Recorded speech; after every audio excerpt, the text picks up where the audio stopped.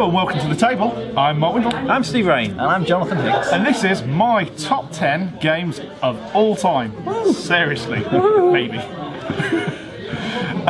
So yeah, hopefully you've seen the other 20 games that preceded this in the top 30. If you didn't, then I'd advise you to go and watch those first. So, I guess we should begin because you guys have written down a list, haven't you? Yeah, we've guessed what we think are the games in Mark's top 10. We'll see how many we get right. I think I've got 4 definites. I feel less confident about this than Jonathan's. So I'm fairly quite happy to say what my top games are, so I'd be disappointed if you don't get at least 8 out of 10, both of you. Oh dear. I'd be confident about 5. Yeah, we'll see. I've got some other guesses, but yeah. Okay, well let's begin. Oh goody, it's number 10. Okay, so for my number 10, I kind of consider like the first escape room game before escape room games really existed. But this one's got a bit more story to it, and you have to go back and do it again a few times. Got it. Tragedy Looper. No. Oh, Times. Correct. But I didn't put it on my list though. Well, does that help?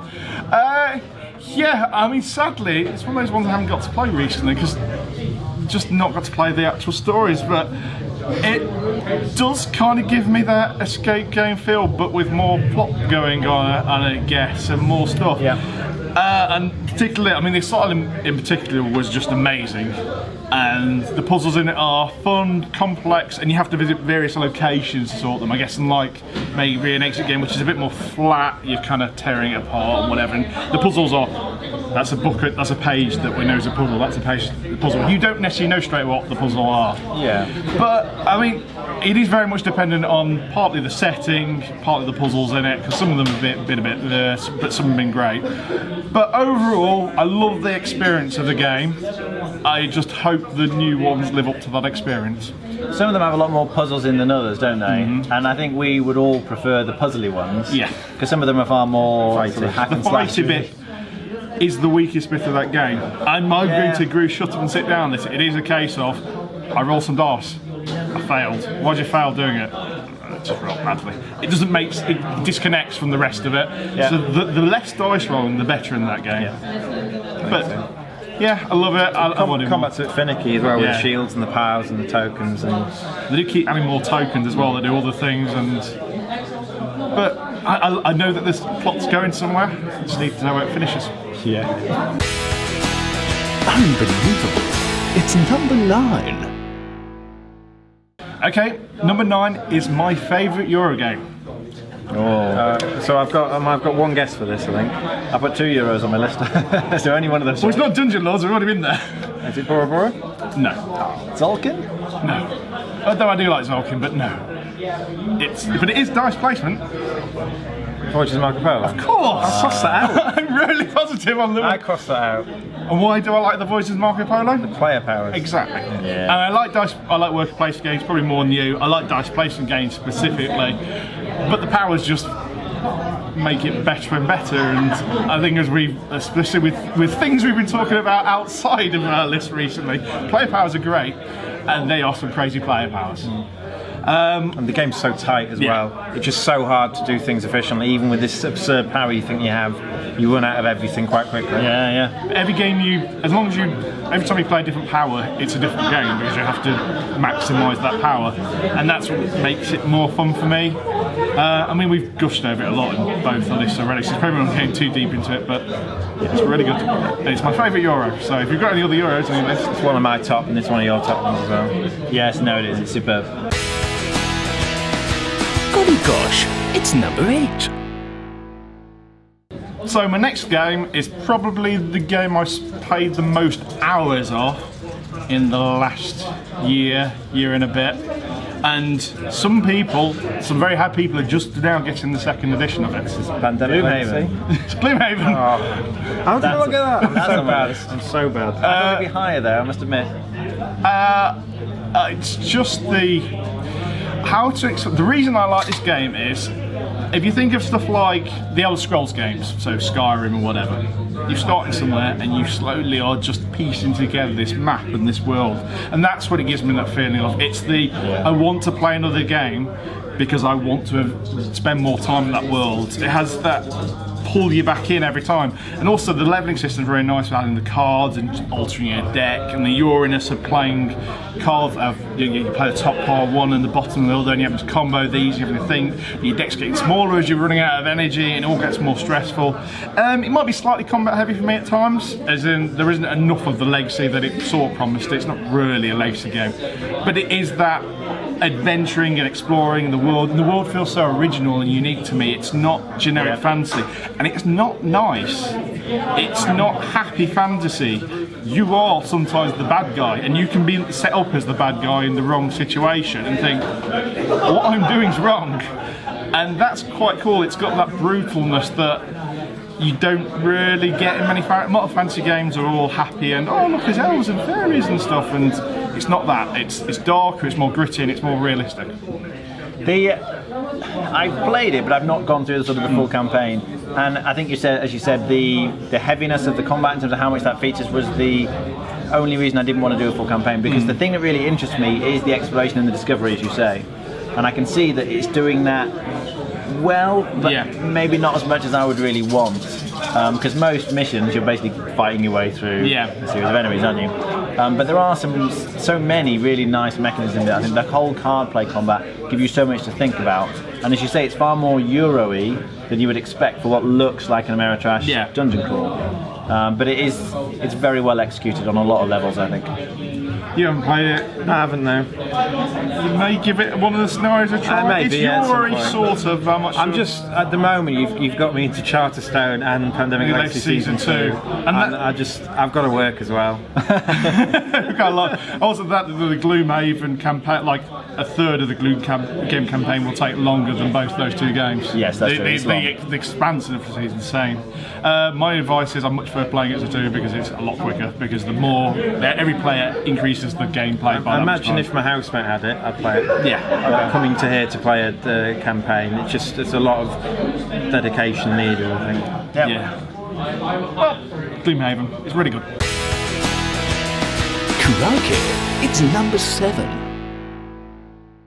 Well, my next one was a late entry for Jonathan, but because this is now a few months on, not so much of a late entry for me. It's a game about exploring a massive island, even a continent, some would say.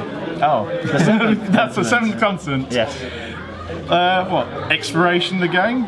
Literally, as in, you have that. I don't know how to explain it. It's because it feels so literal that all the action you're doing makes sense. I feel like I am stuck on an island. What do I need to do? I need to get food quick, so I'm going to start at there.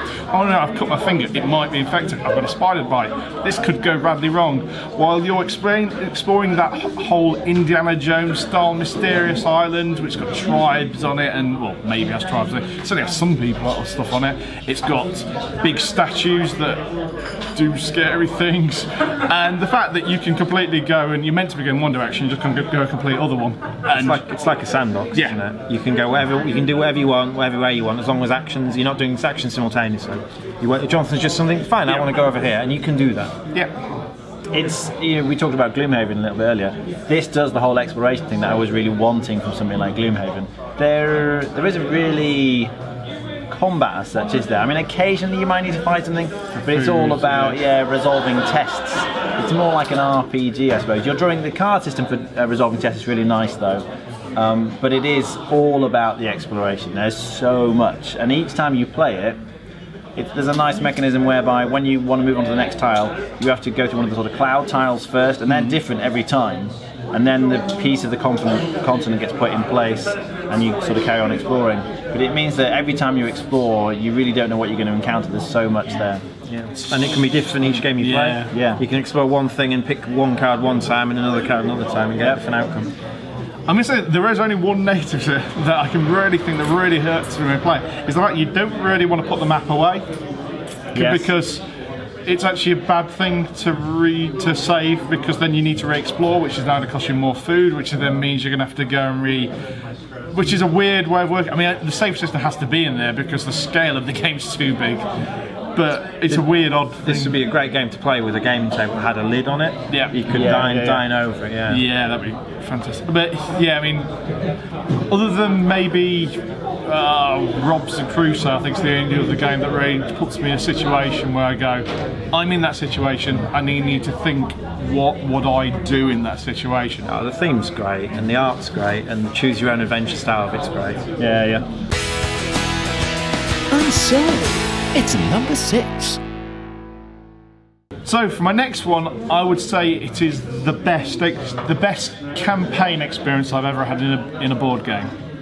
And it's the first Legacy game I played, and it isn't Risk Legacy because I haven't played that yet. That's Pandemic Legacy. That's correct. Yes, that's on my list. I got one. Yeah, what to say that hasn't always said it. It's shot up to number 1, though I think we'll agree. We're post looking back at the previous game, that Gloomhaven probably will overtake it now. Now it's had a second, it's going to catch him. But I think it's just the twists in the length of the story and the shock moments. I'm not a super huge fan of Pandemic, but the Legacy system and the shocks and the surprises and the things went on superseded the fact that it was Pandemic. I think Pandemic was just a sideshow to something else for me. I cared much more about the story that went on than the actual game that kind of sat underneath it. Yeah. Which is possibly why I'm looking forward to Season 2, because I think they've changed the mechanisms enough in the base game that it won't just feel like Pandemic. Yeah. And hopefully it's got a great story. I can't really say much more because I've given stuff away. It is very much the story that attracts me to it. As it should be with any Legacy game, I guess. Yeah. Yes, because at the end of the day, you are just playing Pandemic over and 12 over. to 24 times. Yeah. With increasingly different But rules. it does change enough that it makes it interesting, I think. Looking forward to Season 2. Yes. Marvellous. It's number 5. Okay, this is going to be another one which I prefer that you guys don't, and that's Battlestar Galactica. Oh, yes. Now I understand I'm not going to argue the game is longer. Obviously, as you can see from my list, that's less of an issue for me. The reason why I prefer it to Dark Moon and anything like that is because if you're on the bad side on this, there is time because it's longer, time to manipulate, something that you can't really do even in Dark Moon.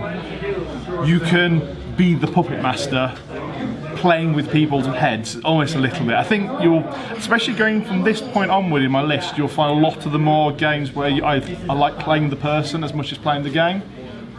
And this suits, because I think with Dark Moon, obviously the cool bits were the dice, but in this you have to set people up to think that other people are the people who are working against you if you are on the bad side. But you have the time to bring out and do that. So I know that, it does can push 3.5 hours, though again it is one of those, hope for the right you get out to 2.5, but I think because I have that time to play with people and that's why I prefer it. I think there's enough people who like it that they won't. Most of the people who like it don't mind the fact that it's long. I've played games of this, and most of the other people are happy that they actually like the fact that it's a long game. Yes, there are some games which are better the longer they are. And the stories you get afterwards. Yeah, that's right. It has that epic feel, doesn't it? I remember, it must have been about 3 or 4 months ago. I played a base game, no additions, nothing messed with the rules, with 4 people who had never played before who come to bang, and they loved it. And that's it. So it's simple enough to understand if you don't add too much of the extra models on, but people just got behind it, and some of them weren't even like BSG fans of the show. They were aware of it, but I think it still has that invitingness to it, despite its greed flaws. But they're not flaws for me, and that's why it's my number 5. I would be a big fan of the theme, actually. Yeah. And I quite like just the basic sort of co-op mechanisms, if you like. You're trying to fight off the Cylons as they keep attacking the ship. I like that feeling of constantly under threat, and we need to do this, we need to do that. The only thing I'm not keen on is the traitor mechanism. It's always the bit that you really like. But I don't like the fact that one of them is working against me. I think it needs to be in there. Yes, no, I don't think it would be a good game without it. But I bet you hate being the traitor. Yeah, I don't like. I love being the traitor. I love being the traitor as well. The last game I played, I was the traitor. Because I feel like if I win and then everyone else loses, I feel a bit like, oh, they all lost. But I kind of want to be on the team. I don't think you've got the right spirit. Yeah. So doesn't like negotiation games, and doesn't generally like being on a werewolf in role games. Yeah, that's right. I like being the good guy. Well, I never. It's number 4. So for my number 4, is combo building the game, and it's a game I'm very good at. It's called Arcadia Quest. Oh yes, yes, got that one. And I'm very good at it because I'm very good at building very, very ridiculous combos and maximising them. And also I love the rest of the game as well. I mean, it's not just the fact that I'm loving getting the magic items every right time, which makes you want to go play the next round because you know you've got new items to play out. But I like the bit of, and suddenly my guy runs to this portal and stabs you in the back. You didn't see that coming, did you? While you were in fire, all that. But it's never. It's generally never too nasty when it's done because everybody's got to do it. You can't spread out the attack. Yeah. Your characters die. You have to kill at least one of someone else's character to end the mission, so someone's going to have to do it at some point. You're always trying to do it, but once I kill one of Mark's, I don't need to kill any of the other ones. That's just being vindictive, and no one goes down that way. Once I kill one of Mark's, then they want to kill one of Jonathan's or one of Rob's or someone else. And the game looks lovely. This isn't my sort of game, but I do like it. Generally, because the figures are lovely, the monsters are lovely. If I got back into my miniature painting, I'd definitely kind of be tempted to buy this just to paint it up. It's great. It's one of those games you really should have in the shop, because I think so many people would want to play it. This man included, who still hasn't played it. I know. The biggest problem I've had is that I think I've started 4 campaigns of it and only finished one of them. Yeah, me too. I mean, if I started 2, not finished any. And it's like it seems to work out that way. Is that you play half of it and then you don't, and you start again. But it's still very, very fun. It's fun, yeah. Extraordinary. It's number 3. Okay. Do you remember how I said in Battlestar Galactica I said I like being the puppet master? Well, this is a game I've only ever been the puppet master. Tragedy Looper? Correct. Number 3 is Tragedy Looper. Wow, what a game to do your head in is all I can say. Because I'm the only one who owns the game. I'm the only I always play as the bad guy because essentially there's a narrative running through of the bad guy is trying to do stuff like kill this person, move this person, this location, whatever. There's too many to explain, but I guess the heroes will call them. Slowly, each time they play it, they will learn something, and then they'll fail because they won't stop me killing the right person. And then they start again from the start again, and they get a certain number of repeats on that. So they're slowly gaining more information. But the bit I really like as being the bad guy is the fact that I'm having to almost spin plates. I'm trying to get as many possible threads going on to hide from them what my like true motives is all the time. And you have like a sheet that says if this person in the game, if this person's in the game, or if this action happens, this, and you kind of, again, it's one of those you're working out, well, that happened, so that it can't be that line, it can't be that line, and I'm just slowly trying to bide my time as long as possible, just eke out, just to get through to all 3 or 4 rounds. You've got to give us as many false options as you can when the game ends. When the game ends, is it because they were in the same room, that person died, or whatever? And we've got to try and work it out. And then every time we work something out, if we get it right, we eliminate some of the possible storylines we might be in. And if whoever does it the most efficiently will win. If we can stop Mark's plans enough that he can't end the game without making it too obvious what the game is, then on the next run through we're going to win. I think it's great. I think it's such a brain burner though. It's very hard to play if it's your first game of playing it. I think it's the biggest brain burner I've ever played. It's just so intense all the way through because you have to keep thinking about all the possible combinations. This with this and this with that, and that's the only reason I wouldn't be as keen on it. I still think it's a good game, but it's just exhausting. Yeah, I think I've played it 3 times. Can't remember the results, but one of those 3, we'd made a mistake early on. Mark knew we'd made a mistake because he can listen in, and he was just sat there thinking, yeah, they've made a mistake, they've got something wrong early on, they missed something, they're going down the wrong path, I'm going to win this. Which is also slightly disappointing, because the fun in that is almost the chess match between the two sides, and the constant... We shot ourselves. But yeah, it's good. Yeah, I mean, it's unique as well. I think that's the thing. I don't know anything like it. And brain burn is literally true. My forehead does burn after finish. It's a competitive time, so. Yeah. Yes, that's a good way of putting it. Spiffing. It's number 2. Now I'm trying to work out which best way to say these because they sort of link to each other. And it's kind of going to give away my first one, but I won't say the name. At the time I originally made this list, this was my number 1, and then a company made an announcement, and then I thought, do you want to know something? That's more important than any other game on my list, just because of that. So my number 2 is War of the Ring. Yes. The epic Lord of the Rings, 2-player. It's Lord of the Rings in a box. The bit I always say that I love about it, and that will always hold true, is the push-pull on both sides, because you're both so hamstrung by the dice you're rolling. But it's important, you need to have that weakness, because as the evil players, you push like your forces down one way. The other player needs to sort of hold them off while pushing another way. So it's like pressure points all over the map.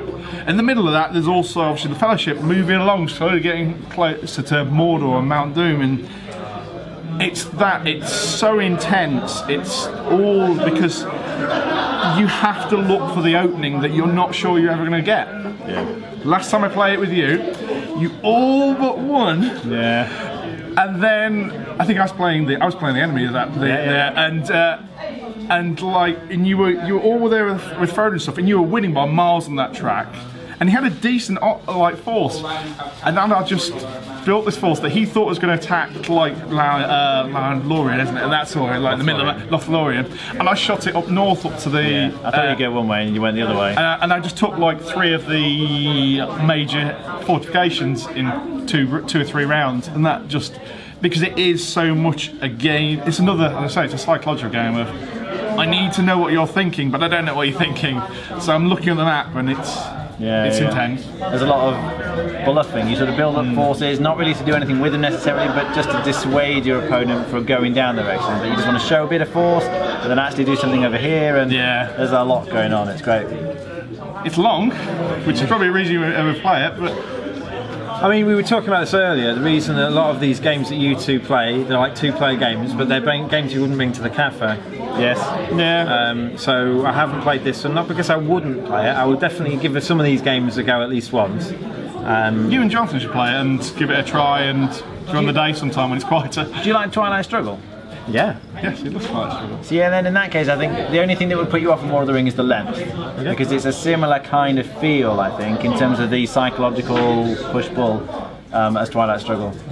It's an excellent like game. I say, didn't give them. It's not because I would refuse to play these. I know some of these games are like 6 hours long, or the campaign's 20 hours long, and it's a game I probably wouldn't like, so I'd probably say no to them. But this, I'd probably give it a go. Like I could do a Mage Knight, I'd give it one play. Yeah.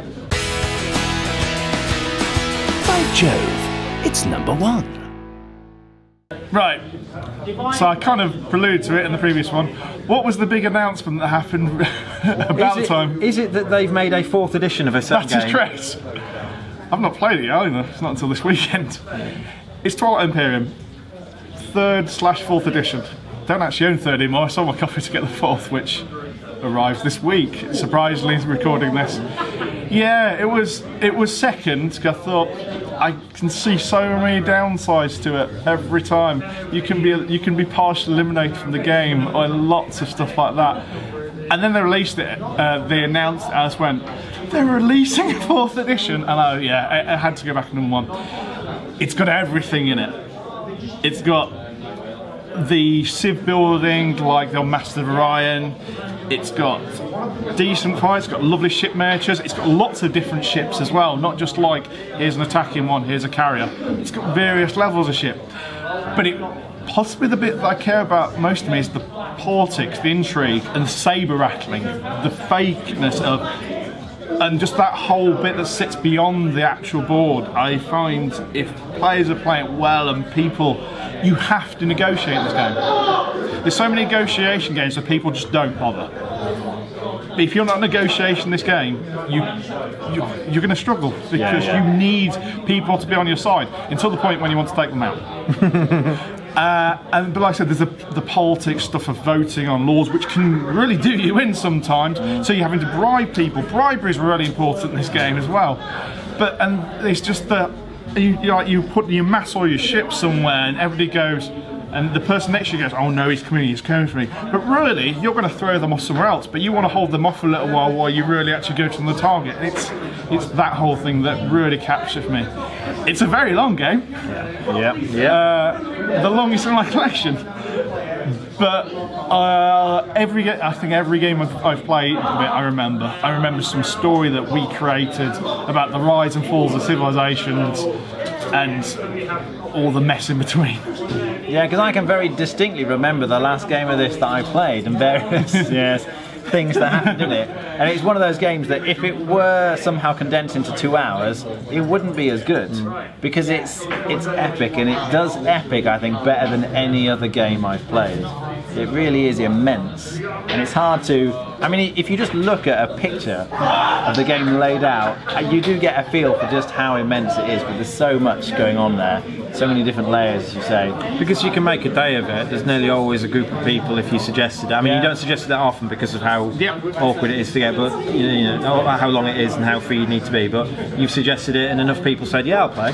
That you've got a game this weekend. If it gets played once, twice a year, I feel that's as much as it needs to hit the table to get it.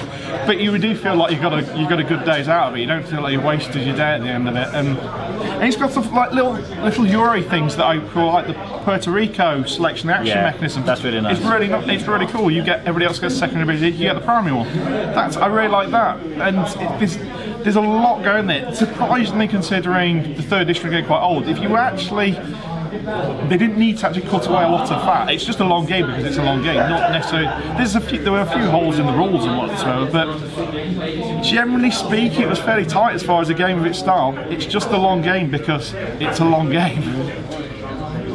So yeah. Number 1. So I'll there him. 4th edition. So I got 5. I should have got 7th Continent, but I didn't realise you owned it. I knew Jonathan and Rob did, and I didn't realise you had a copy, and so therefore I didn't realise you'd played it. And I should have got Time Stories.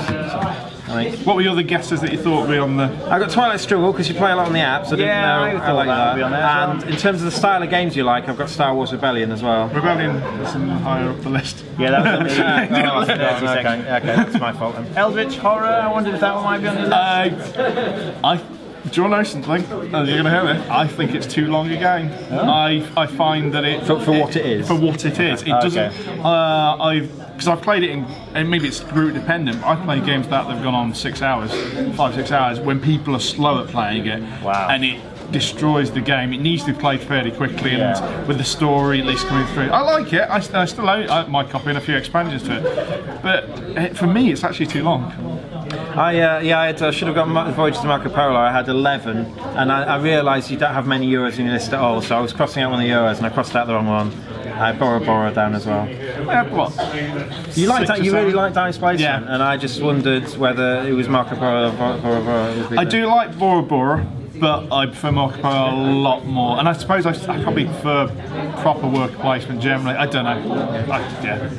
Galactica was the only other one I thought might be in the top 30 somewhere, but I like it. I would say you like it more than he does. Yeah, I do enjoy it, but I thought the one that people would have gone for is Scythe. Oh yes. Which was my 31. No, I didn't. You went in my head. I thought no. I do really like Scythe. If you've not said it already, does the expansion because you recently, since you started your list, you've played the expansion? Would that change your mind? Oh, the Wind's Gambit one. The ships wouldn't, but I think I do like the varying in-game conditions. Might push it up. I think that's more important. I suppose the ships are kind of handy as a way of I want to make your plans more difficult early on. I suppose I can't attack you, but I can disrupt you from your taking your standard strategy, which it allows you to do. But I think the end conditions. So there's one other game that would be on Mark's list had we started recording these top 30 after Essen. We didn't. We recorded before Essen, but we since brought back. That's Guy Project. Yeah, and Guy Project, I imagine. I don't know where it would be. I think it might be. It probably would have hit top 10. I think it would have pushed Time Stories off, or maybe gone further down. It's hard to say. And this isn't just Mark. It would hit my top 10 as well, and my top 10. Yeah. To be honest, I because of the distance and time, the first part of this was recorded a good month and a half before the other two bits really. I would have put Terra Mystica anyway, because in that time we actually played Terra Mystica like three times in a row. It's part of the reason Gaia Project's been so popular, because Terra Mystica's seen an increased amount of play at the cafe. More people kind of get into it and like it, and then when we switched to Gaia Project, the fact that we've been playing a lot of Terra Mystica recently meant the transition was very smooth. I was on the first day, and we'd been sauntering around, and we thought, oh, we'll just try the Z-Man booth. They might have a copy. There were 3 copies left. Oh yeah. And I made sure I picked up one of them because there's only 3 copies left. Yeah. And there's a guy who was ahead of me in the queue, but Rob had already got his, and I was staying next to him. So there's this bead of sweat travel down him when I was taking the second of the 3 copies. Yeah. So yeah, that has been my top 10 and my top 30 games of all time. I've been Mark Windle. I'm Steve Rains. I'm Jonathan Hicks. And we've been The Table. Thanks for watching. Bye.